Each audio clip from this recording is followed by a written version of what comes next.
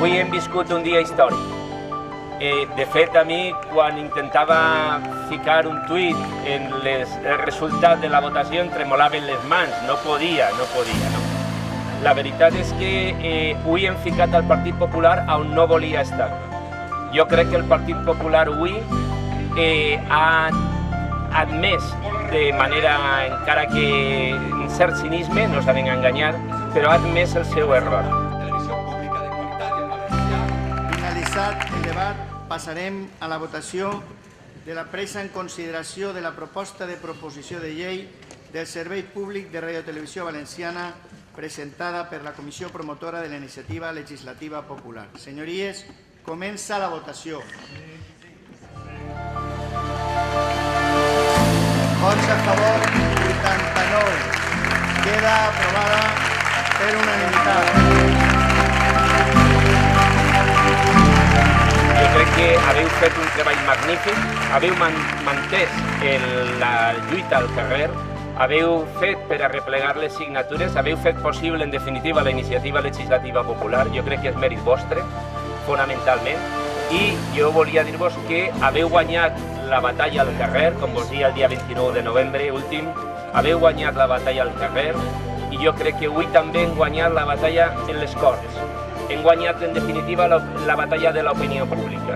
Jo crec que no tardarà el dia en què tornarà a haver un servei públic de ràdio i televisió valenciana i, a més,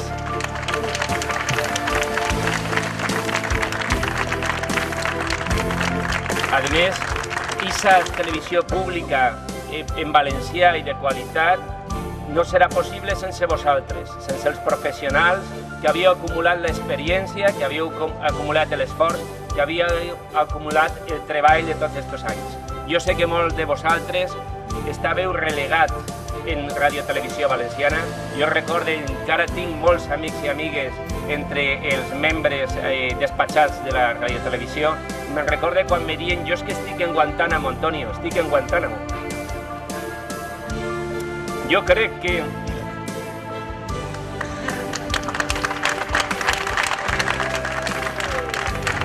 és que els nervis d'avui tenien que eixir per algun puesto. Estic molt content, ha sigut una responsabilitat molt gran representar-vos a tots i a totes. Jo crec que de tota manera el triomf és vostre. Gràcies.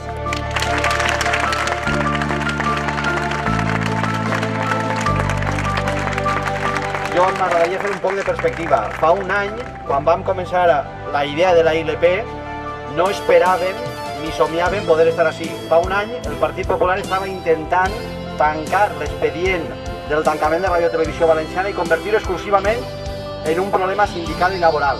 Li hem pegat la volta, estan a la defensiva. Un any després el tema està en l'agenda política.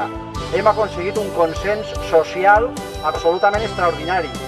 I ara la tasca encara l'hem d'acabar. Hem d'aconseguir impedir que intenten recuperar la credibilitat que estan intentant recuperar-la.